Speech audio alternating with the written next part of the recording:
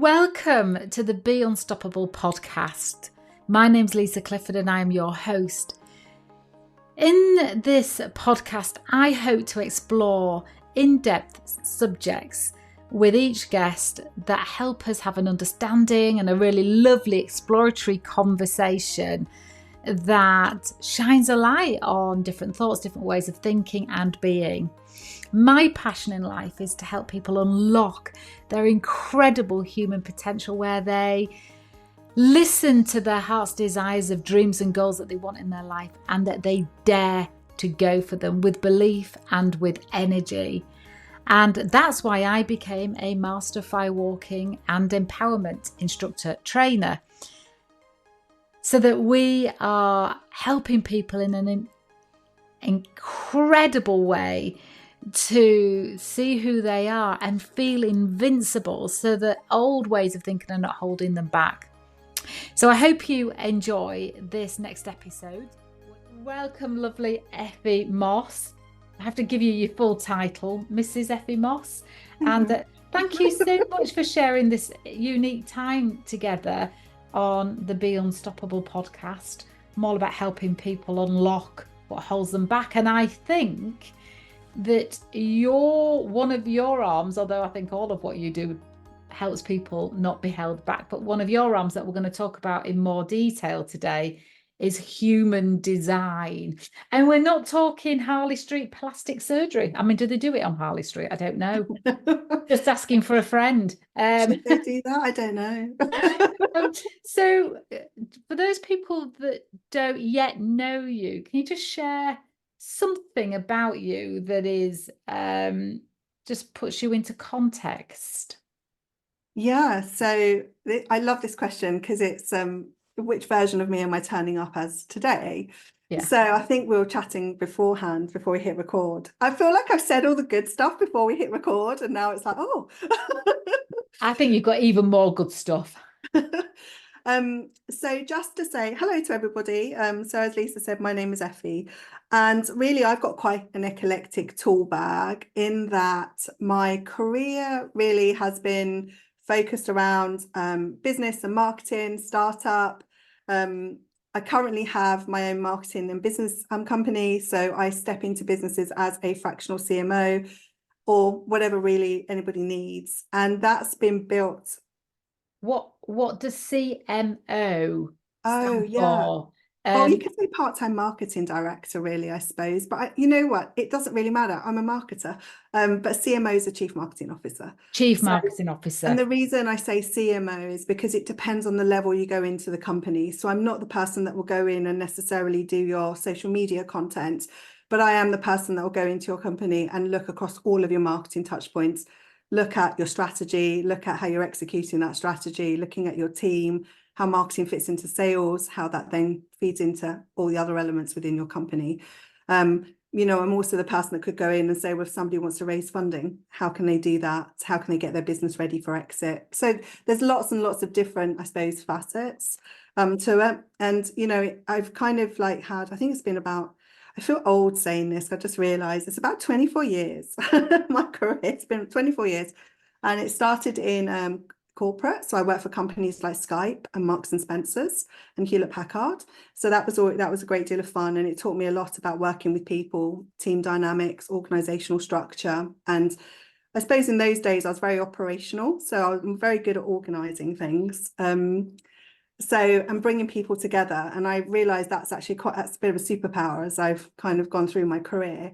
And then I stepped away from that. And whilst I was doing that, I've got a very strong entrepreneurial spirit, because I was the child that got caught. Do you remember the wooden desks with the lids? Oh, yes. Oh, yes. I was the child. And the inkwell.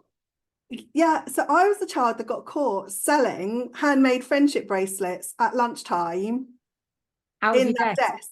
Yeah, that's me. I was that child, at 8, 9 years old, doing that. And then the thing I remember about that experience is that, firstly, doing it, because now I think, gosh, if my daughter who's nearly 14 had showed any of that, I'd be like, what's going on?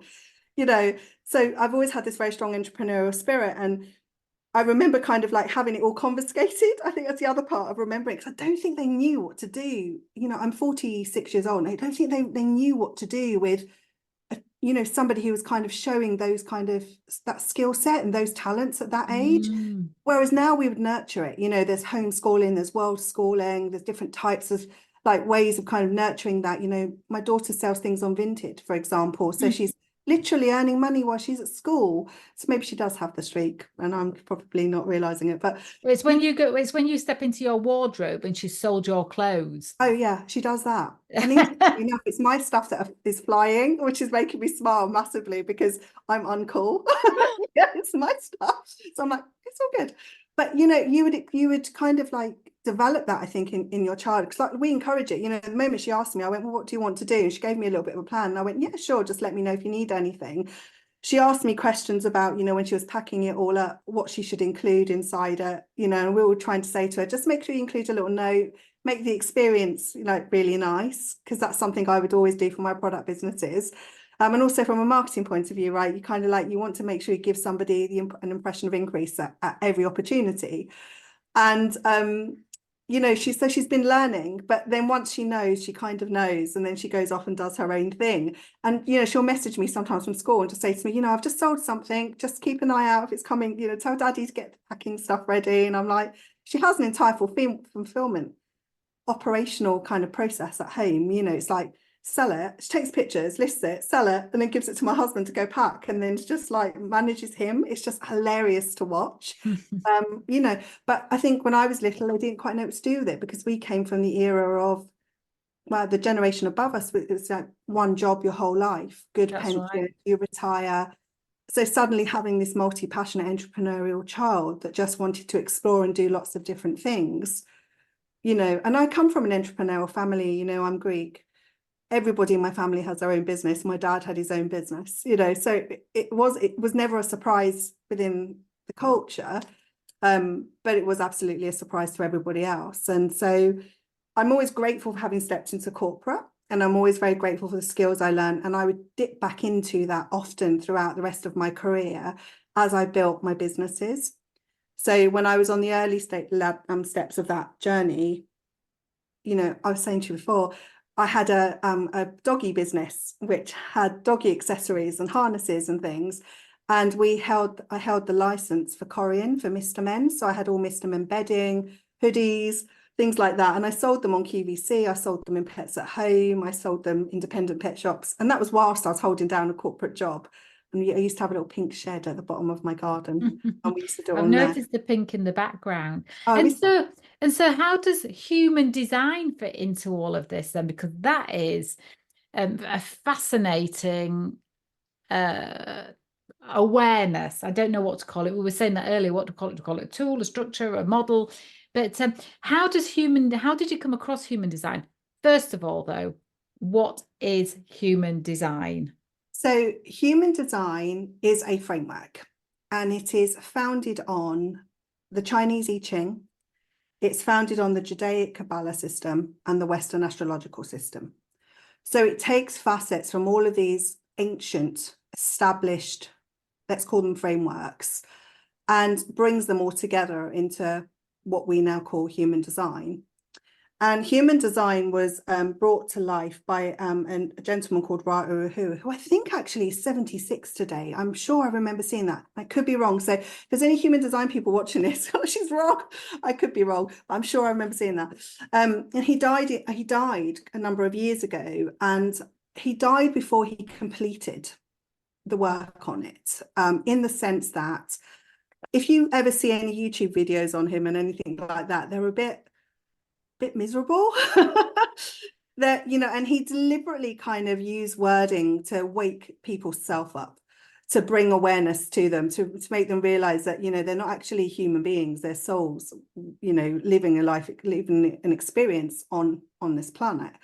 And that, you know, and trying to help people understand that they hold gifts, and when we all honor those gifts, and we honor our purpose, and we honor who we are, every part of who we are, that we all really fit together like a glove.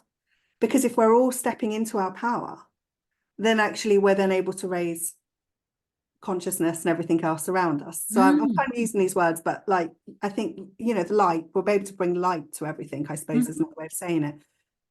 So it's been an interesting journey. So human design, I've been studying for 3.5 years. And last year I took it a little bit more seriously and I did a whole bunch of certifications on it. And the only reason I did, and I'm doing quotes because you can't really certify human design, but hey, that's what people want to do. But the reason I did it was because I think that when you're teaching and you're exploring something new that is unheard of, people seem to feel more comfortable when it's grounded in something.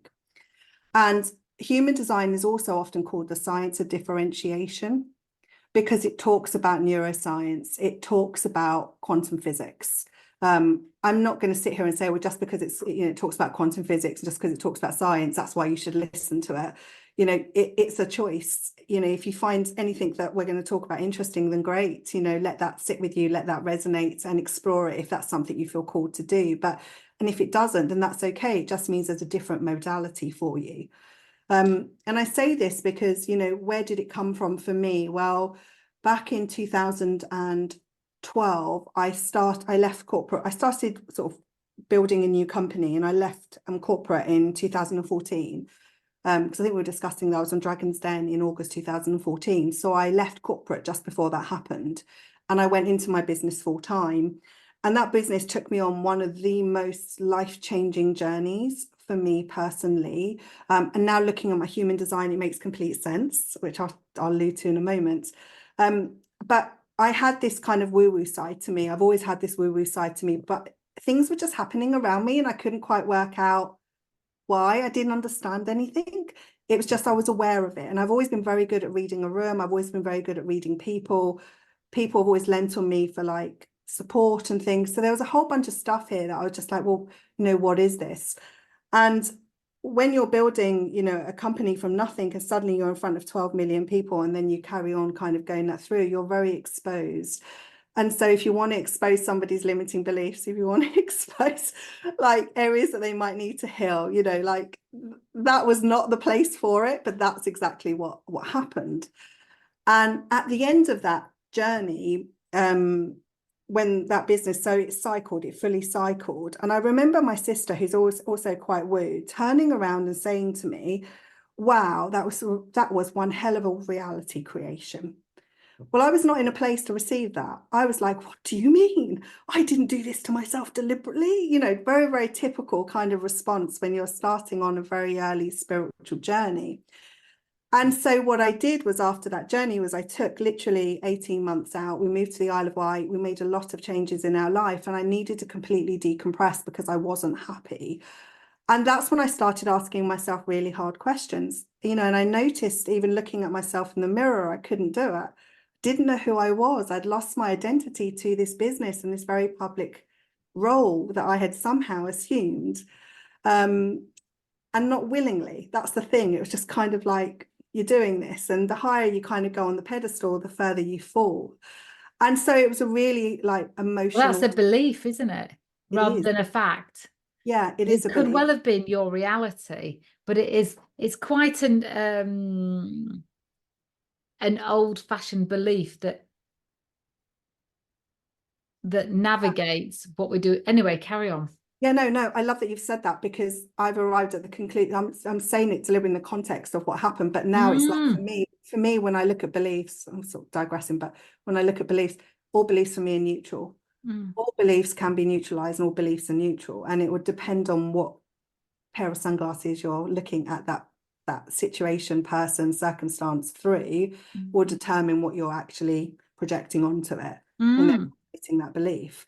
So at that time, though, it was very basic stuff. It was very kind of like, this is, you know, it was just very, very difficult. And it was funny because I remember just kind of sometimes just sitting really quietly by myself by the sea, because I came here to also heal. And the island is a very beautiful place to come and heal. But I lost what I thought was my identity, you know, that my business was identity. And so I started really asking hard questions of myself, even down to the point of, you know, what is God?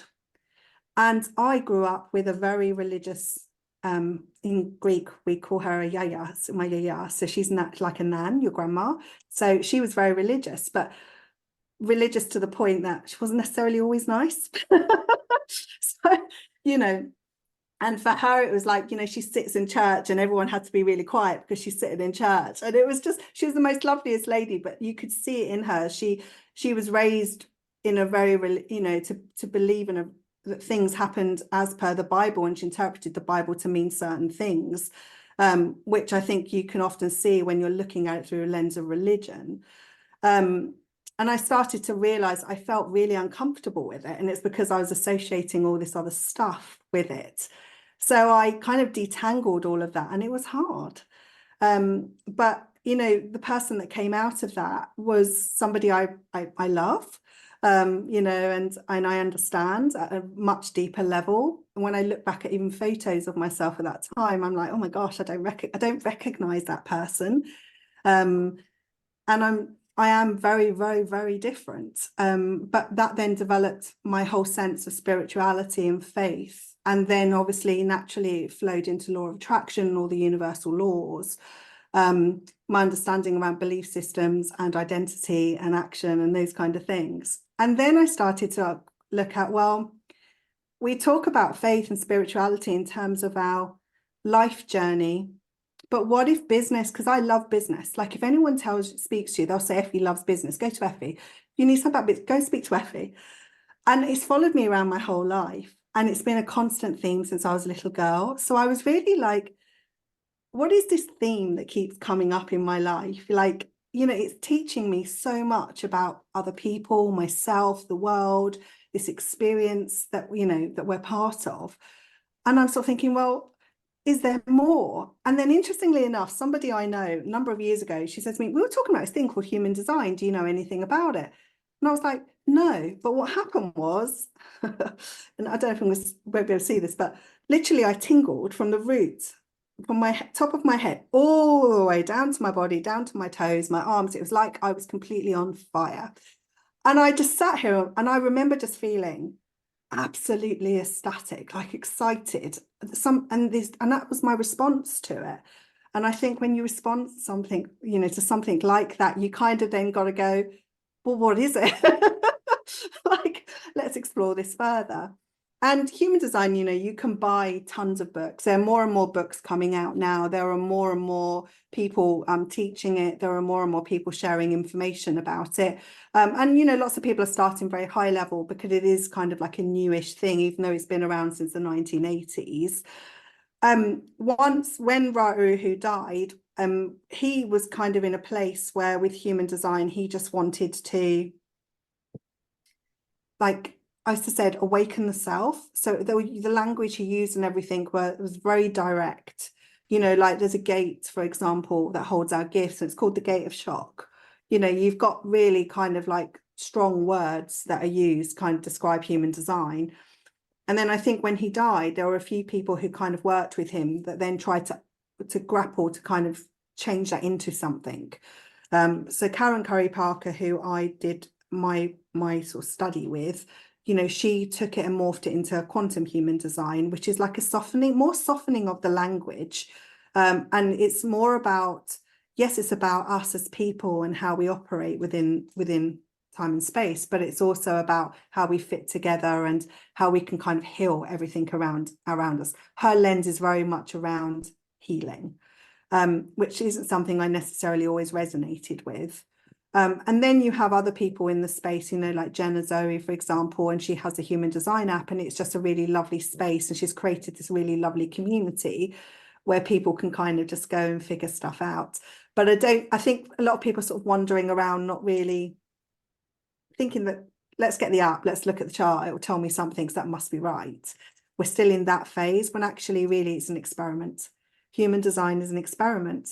So, you know, in a moment, I'll talk a little bit about your chart, but just because that's what your chart says, there's never any two charts the same.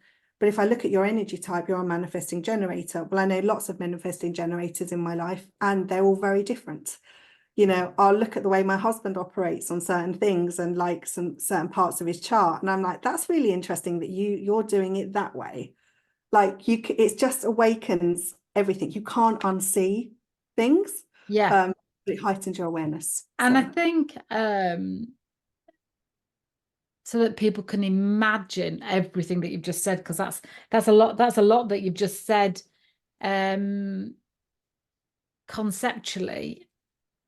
One of the ways that they can see it is to go to your website, effiemoss.com. yeah, that's right. Yeah, effiemoss.com. effiemoss.com, and they can get their own chart. And on this chart, you put in your date of birth, time of, but I don't actually know what time I was born, because my mum's passed and when I was 14, and I'm estranged from my dad, basically. I was the black sheep of the family, but really the golden one, genuinely. But anyway, so I don't actually know the time, but my instinct tells me 2 a.m. So you put that in and where you were born. If I remembered everything, your date of birth, your time, and where. That's right. That's it. And from that, you get all these different insights into what could be. And you're saying as a prefix, this is not set in stone, and you accept what you relate to, and you ponder what you don't relate to, and you rule out what you think is absolute totally not you and somebody else. So I've never had anyone do that. Over no. nearly 200-300 readings I've done now. I've never had anyone go, or if they have, they've come back to me later and gone, actually, you know what? I thought about this a little bit more and it does resonate. But I think the thing is, it's okay for people to, in the moment, not identify in a There's no moment. labels with it. And that's what I sort of, I'm in a bit of a strange place with it, because I think you're right. So name and time of birth is the one that causes people a lot of challenges, because they're like, well, why do you need to know my time of birth? The reason for that is because when you generate a human design chart, you literally get an outline of it, of like your human body, like human body, I suppose. It's called the body graph. And the body graph tells you, shows you all these different centers. So you could match them to the chakra system, the Indian chakra system, because it's also steeped with, in that framework as well. So I think there's 7 chakras and there's 9 centers in human design, because in human design, and there's lots of reasons for this, it kind of split out. So you get all of this information, and the reason that you need your time of birth is because you want to try and get it as accurate as possible. And there are ways of being able to get your time of birth. There are some very clever people out there who can kind of work that out. But also, what I do is I run 6, 7, 8 charts for people, and then we just literally work it through intuitively. So far, so good. When you say there are very clever people that can work it out, what are you referring to there? Astrologically, Right. astrologers. There are some very clever astrologers out there who can literally take your placement and your birth and kind of work out doing, when I say clever, because it really is like these calculations and these kind of things on a diagrammatic wheel.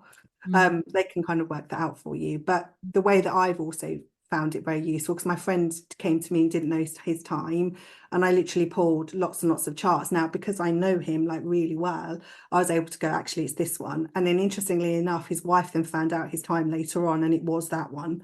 Wow. So intuition does play a big part. But Yeah. the reason you need time, so the more practical reason, is because when your human design chart is created, there are 2 columns on either side. And this is where the Western astrological system comes in. And so one side is your soul's path and one side is your design path. And your soul's path is created 88 days before your birth. So that's why time is so important. And then obviously your design side is created at the time. It's called your personality at the time that you. So just pause for a second and let's just digest that. Your soul's path, because I know this is like second nature to you, but for somebody listening, I want them to be able to keep up. So your soul's path was designed 88 days before birth. How do we know it's 88 days? Well, that's we, yeah. This is a good question. But no, it's, I just don't want to get into all of the detail. That's okay. No. So I just don't want to get into it. I think it's a brilliant question. And there is a very good answer for it. It's to do with our mandala. So within human design, we also have the mandala. So the body graph kind of sits in the mandala. And the mandala is a wheel, and that wheel moves all the way through each of the different gates throughout a full year. And it's funny enough, I've got a podcast this afternoon where I'm literally talking about that entire journey for April. And it's to do with the way that that is calculated is why it's 88 days. Okay. Right. And so then the human design, which is the character, did you say? Personality, yeah. The personality, yeah. So one's the soul, one's the personality. Okay. As you were. I've unpaused you for that side note. The reason that both are so important is because when you're looking at your chart, and this is the part that I particularly find fascinating, some human design specialists will focus on centers, some will focus on the gifts because there's 64 of those and they align to the Chinese I Ching. I find the soul path and the design path / personality path most interesting, because what I do is I take that and I literally put it into a massive big spreadsheet, and I can see essentially somebody's life journey. So I can see kind of like their personality, which is where they're living, but actually what their personality is trying to do is get to their soul expression. Because when we're soul expression, we're our highest expression, right? So, and it's a journey of a lifetime to be able to get to that point. Yeah. And it's all the experiences, the people we meet, you know, the lifestyle, everything, our health, all of those things. You know, and human design also has like some arrows. You'll see arrows at the top of the chart, and they tell you things like the environment you best operate, the type of focus you have, whether it's strategic or more kind of like general, you know, the type of food that you're best to digest. It's a really interesting mix, and it's quite fascinating because every time I normally just throw that in because lots of people tend to want to focus in on purpose and gifts. When I throw that in, it's like, oh yeah, that's so true. So it's quite an interesting one. And there are so many layers to it. It's like peeling back an onion. Well, let's help people put a picture together then. The thing that I filled in, that everybody can go in and fill in completely free and you get valuable information out of it. Is that all that anybody has to fill in for you to know their soul path and their right? So you can share what.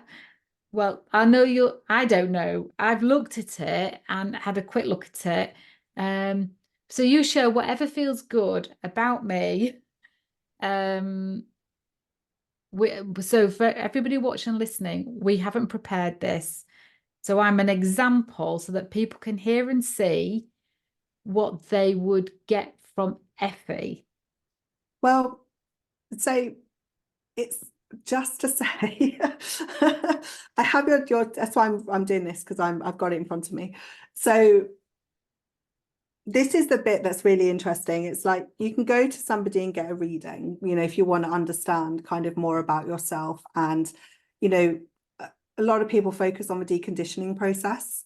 So what happens is when you look at your human design, you've got the least optimal expression of it and the highest optimal expression of it. And, you know, some people are stuck in like shadow work and things like that. And they say it takes like 7 years to kind of decondition yourself to the highest expression of it. I'm not so sure. But so you can look at it through that lens, i.e., where am I not the most optimal expression of myself? You can look at it from a marketing point of view, for example, in a business, and kind of go, right, well, I'm a solopreneur, right? So I've got my own business, I'm a founder, I'm out there doing my thing, and I'm trying different ways of kind of expressing myself. Well, how do I do that? Like, you know, what's the thing that suits me the most that energetically will draw other people towards me? And human design is all about energy. So whenever you're looking at human design, I think the most simplest way of kind of looking at it is actually coming at it with a question. So some people will go, right, what's my purpose? You know, what are my gifts? How am I going to best market my business? How can I make money in what I'm doing? You know, what are the options available to me? And there are different versions of it. So you have the human element of it, so looking at the person, and then there's also a version of it that looks at the business. And then you've got family dynamics, and you've also got relationships. So you can look at it along many different ways. But basically, if you're looking at human design just like in its simplest form, then it's the way that energy moves through you, right? So if we prescribe to the fact that everything is energy and that our vibration is, you know, the way that we interact with the world, right? That's kind of like what we emit, and therefore that is what we attract. When you're looking at human design, there's 5 energy types. So there is a projector, a generator, manifesting generator, a reflector, and did I say generator? There's 5, right? So, oh, manifester. I said generator second time, manifester. So the manifesting generator is a combination of the manifester and the generator, right? So there are 5 energy types. And what your energy type tells you is how you interact with the world, how you interact with the energy around you.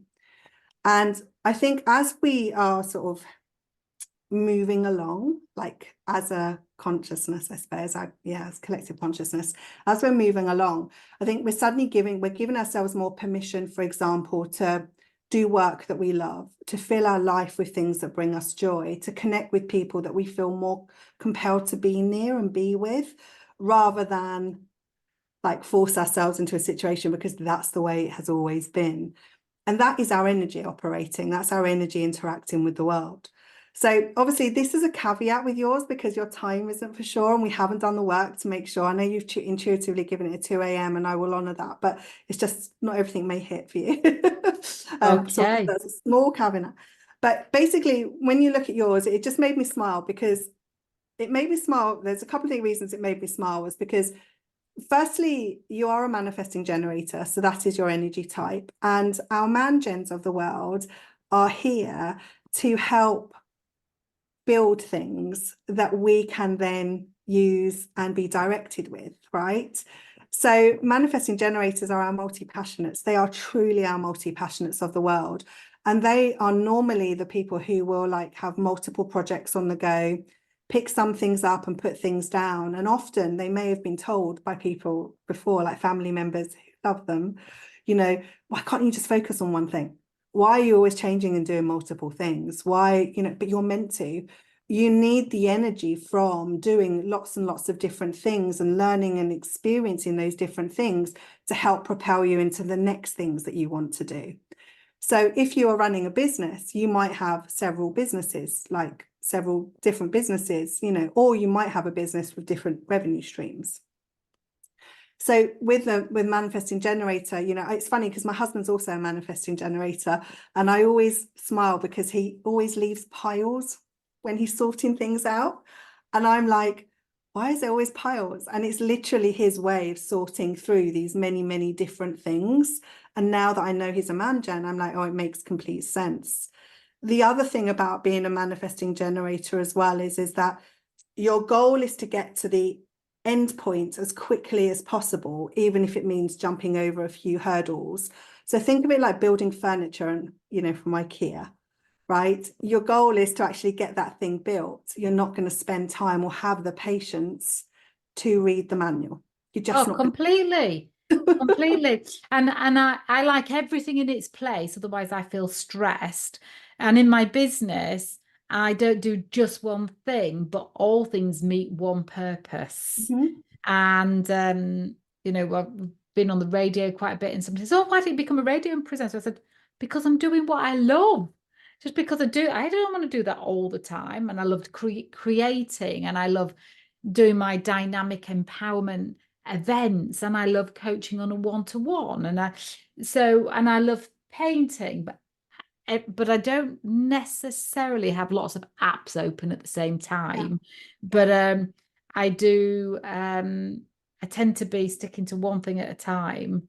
But you're expressing your passion through different avenues. Different things, yes. So yeah, that is very much the man gen. And I've seen manifesting generators who've come to me and said, you know, I'm really frustrated. And I'm like, well, what are you doing? And they're like, this one thing every single day. And I'm like, you need to, what are the other things you love? And it's like, well, I love this, but there's no time. I'm like, you have to make time.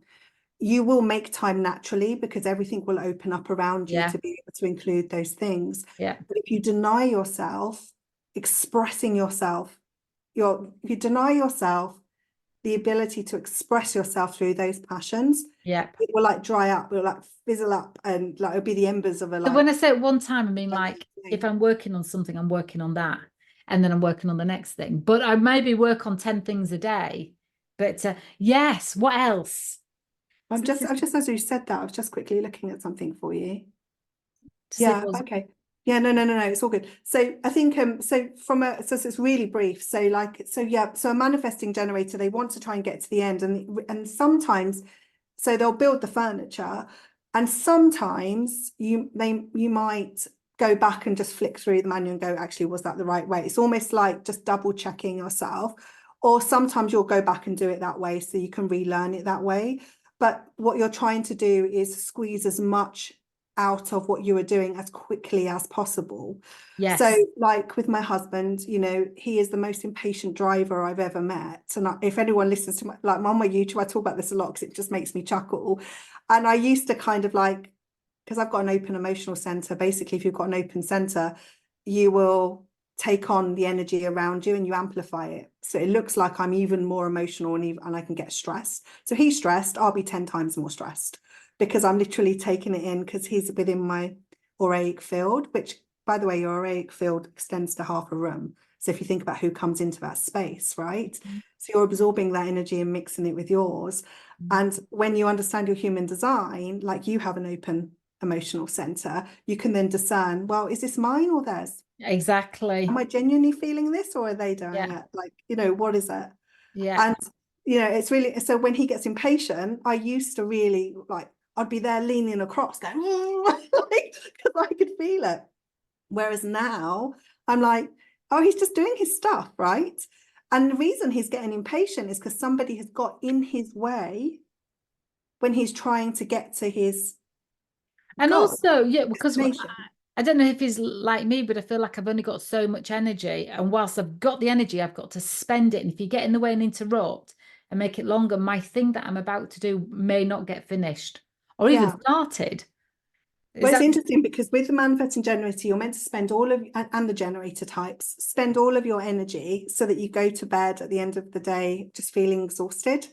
And then as you sleep, everything kind of fills back up and off you go again.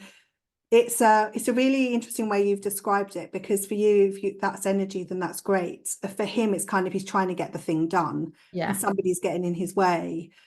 And also when you look at, so that's your energy type, you know, it's very brief, but that's your your energy type. And when you look at strategy, so your strategy is how you interact with others, right? So it's how you interact with others. All of the types, bar the manifesting generator, have one type of strategy. But manifesting generator, I believe from everything I've observed and all the stuff, is that you actually have two, because you have this combination of the generator strategy and the combination of the manifestor strategy. Yeah. And so the manifestor part is to inform. So you're not, when you're going to go and do something, it's not that you need to ask permission, it's just you just say. So like, for example, before our call, Clive's gone to the tip and he yelled out, I'm going to the tip. And I was like, okay. Yeah. That's him informing. Yeah. He'll literally say to me, I'm going to the garden. He doesn't realize he's doing it, but he's informing. And when he doesn't, there is some kind of story. Something has happened. And I've likened it to that when he's informing, he's clearing the energy from the path ahead. So he can get to his goal, his destination as quickly as possible, because that's what his manifesting generator energy needs. So it's like informing clears the boulders from the path, right? But if he forgets to inform, then little boulders start appearing and he gets impatient and he's got to, you know, there's a diversion and then there's this and there's that.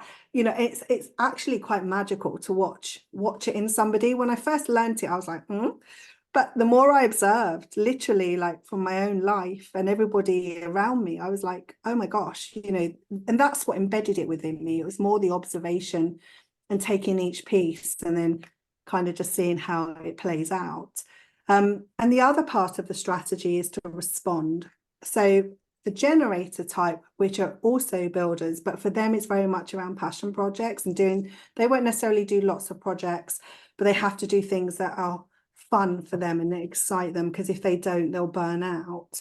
But much like the manifesting generator, they've got a lot of sacral energy. They can go, go, go, and they need to exhaust themselves at the end of each day. Their strategy is to respond. So basically what happens is, and I've seen this with my mum because she's a generator, literally if she wants to change something that she's doing, the universe will just drop it in her lap and then drop another thing and another thing. And then she just has to discern, is this something I want to do, right? Does this feel good to me? You know, she needs to kind of use her authority, and I'll talk about that in a minute. That's how she makes decisions, to be able to respond to it. But it's really quick. I want to say it's almost instant. The other types don't have that as much. You know, I'm a projector, and for projectors, our strategy is wait to be invited. So coming on this podcast, doing anything like that, I literally have to wait for invitations, because for a projector, when an invitation is offered, it means that the other person is open to hear what you have to say. And I can give you many stories where I've said something and people have just looked at me, and then the person next to me has repeated it and everyone's gone, oh, right. Yeah. Of course, being a younger version of me, I was like, what just happened? You know, whereas now I'm like, oh, yeah, of course. Well, I didn't wait. I was trying to jump in. I was trying to, like, there wasn't space created for what I had to say. And so when you're looking at the response strategy, it's not that you have to respond to absolutely everything that's, you know, sent your way, but it's to use your authority to discern whether that's right for you or not. Yeah. But do you want me to mention a couple of other things while I'm here? This will take a while. But well, we've got another 5-10 minutes, but okay. Just so that people get a kind of fuller idea of its value. Got Lexi behind me participating. So I can give you just a couple of things. So your authority, so this is how you make decisions. So with a manifesting generator, your manifesting generator design, it's sacral. So it's a sacral sound. So as children, we kind of have that sort of removed from our generated children, because we kind of encourage them to use their words, you know, trying to teaching them how to talk. When in fact you would have had probably a sacral sound, which is like for yes and for no. So you can have sacral sessions and things like that help you to tune in with that sacral sound. But again, you also have the 5720 channel. So you have the 5720 channel, which is a lot like my husband. And the reason I'm pointing that out to you is because he doesn't have a sacral sound, even though the design's telling him. He actually repeats the last word that I say if he's in agreement. So if I say to him, should we go out for ice cream? He'll go, ice cream. Right. Do you want to go and order some food? Food. And he'll literally repeat the last word that I say. And I've noticed that's for people with the 5720 channel. If they're a manifesting generator, they actually express not through their sacral sound, but through repeating the last word. And that's for him, right? And I've seen it with a couple of other people with the same channel. So, you know, you can be a purist and, you know, recondition your sacral and just kind of like go, I'm tapping into my sound, or you can follow what you are setting for yourself and have done, as long as you trust it, as long as you are clear, that is how you make decisions. And I think that's the important piece, is the trust. So knowing in yourself. But it's really funny because it's so lovely, because when I was looking at your throat center, I was like, well, I wonder, you know, about your communication style.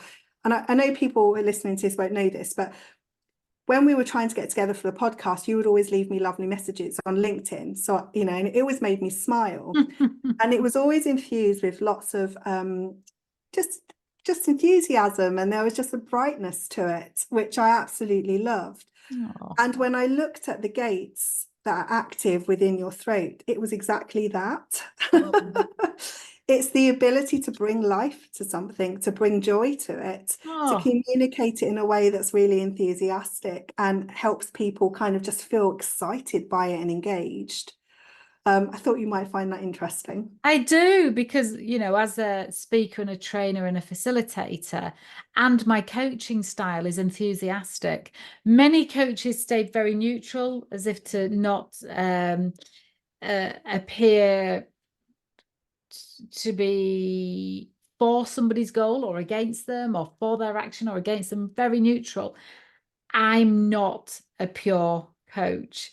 And so I listen to where people's real dreams are in what they're saying, because what people tend to do is share a bit of it and pull back, and then as if they're waiting, they don't want to expose it, or they don't want to look stupid, or they and I listen really carefully where that is for people. And then when it comes to life, I boost it. So, and I completely believe that if they have a dream or a goal inside them, and they're with me, and they've shared it with me, however tentatively or what disguised or through a back door, I believe them. I believe if they can give birth to the idea, then they have everything about them and can achieve everything about them to execute it. And so I absolutely am an energetic force for them behind their goals that they perhaps have felt not for this lifetime, and so my voice is important, and me speaking authentically. So I've never been trained to be a motivational speaker, because I don't want my heart and spirit and truth to be moderated in place of walking around the stage or using different language patterns, because I feel like when I'm on the stage, I'm speaking the language that audience needs, that's in front of me, and that I intuitively know it. So, well, there's a reason for that. So the throat piece, like normally I'd go through each of the gates, but the throat piece that I just mentioned is just basically how your the highest expression of how you communicate, so that it brings people into you. Now, when I talk about purpose, and the reason I'm smiling is because your purpose isn't what you do. Your purpose is who you be, right? So when you are doing something that you love, and when you're doing something that's aligned with how you express your energy, how you best interact with people, when you're using the gifts that you have been given, then it will light you up, and that light will then emanate from you, and it will just pull people in. It will attract people into you.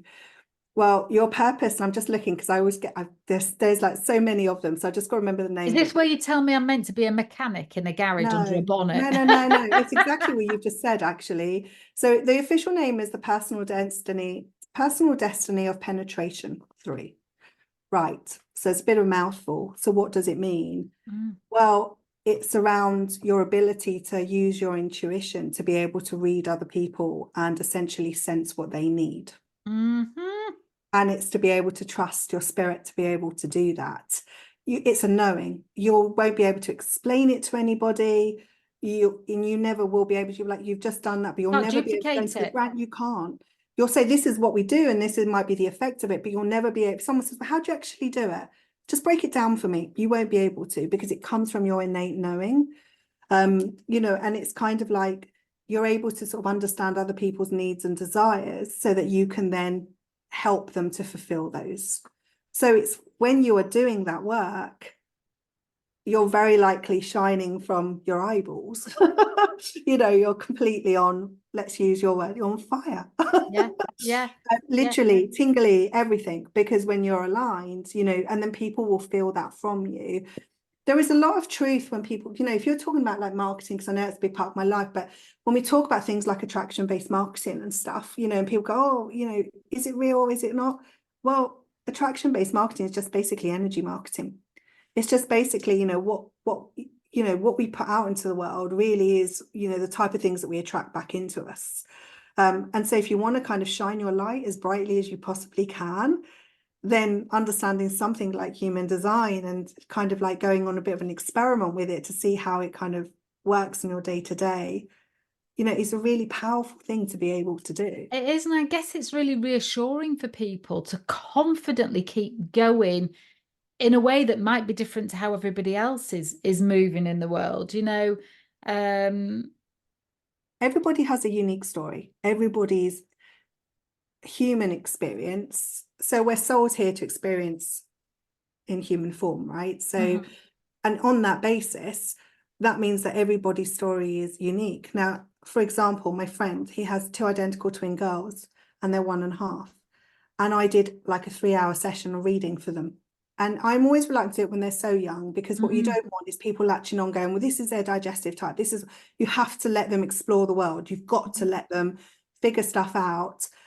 And the reason they wanted the reading was just to understand kind of like how can they best kind of facilitate that, right? So they don't restrict them, they don't limit them. They understand the potentials of their energy type. 2 identical girls, born 2 minutes apart, very exactly the same charts, but expressing them in very different ways. Simply because the people that they will be exposed to will be different, even though they may be in the same room, they're going to pick up on different things from the same person. Absolutely. The experiences around them that they'll have, the things that they'll remember, the things that they will hear, they'll go through life in their unique way. And those things will imprint on them, right? Because our auras don't develop until we're 7. So up until that time, we're literally like going, like, just bring in everything I possibly can, like just try everything. He was saying to me that one of the little girls, she kept standing on something and falling over, like a little push, there's like push things you get, it's like a wooden, I bought them once, something with bricks in, like they're pushing a little car. She kept standing in it and then she'd smack her face and he would get very protective, which was right for him. And I was like, okay, and then she did it again and they're looking at her and I was like, look, she's a manifester. She's going to do things her way. And he's like, and then she'd get cross. I'm like, because she's, this is her energy type, learning how to express itself. And that's a very typical trait of a manifestor, by the way, even at this age. I'm reluctant to do like relationship readings on young relationships as well. Like when people come together, sometimes I say, can you do a relationship read? But no, figure your journey out together. See if it feels right to you both first. Figure that out, right? How it works, the dynamics, feel it. And then when you get to a point where you're trying to understand it a little bit more, maybe you want to deepen that, then fine. I worry because we all go, oh, it seems so it's a label. Human design must say this, a bit like horoscopes. A horoscope says this, so this thing must happen. Well, it's going to happen because of the belief you've just applied to it. And therefore you've now attracted it into your experience. So it's like, it just makes me smile so much. It's like, okay, I'm just going to Zen now. It's so you use it, but just use it responsibly, I think, because we so want to attach ourselves to labels. We so want to attach ourselves to people telling us that it's right or wrong, or it's not. It is literally a very curious experiment in how you express this version of you. So thank you. It is so fascinating, and we've not even scratched the surface, I am sure, of all the different ways it can be used, or helpful, or reassuring, or confirming, or enlightening. Thank you so much for all your time today. And for anybody that would like to have a little look at their chart, go to Effie Moss, EFIEMOSS.com.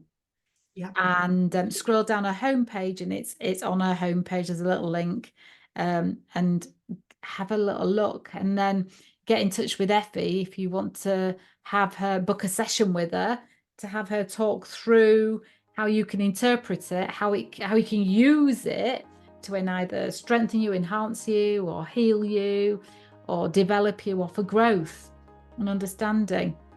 And you do individual sessions, don't you, as part of your business?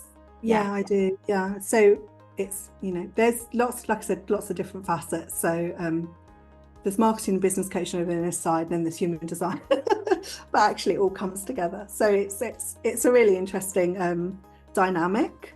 And yeah, as you could tell, I can talk about it for hours. I just love it so much. I think you've shared so much. I might have to listen back to it again for it to sink in. This might be one of those podcasts that the first round of listening, you'll capture some of it, the second round some more, and the third time most of it, because you've woven in so much information and depth and insight and stories. It's It's been really great, Effie. Thank you so pleasure. much for your time and heart and wisdom today. Thank you.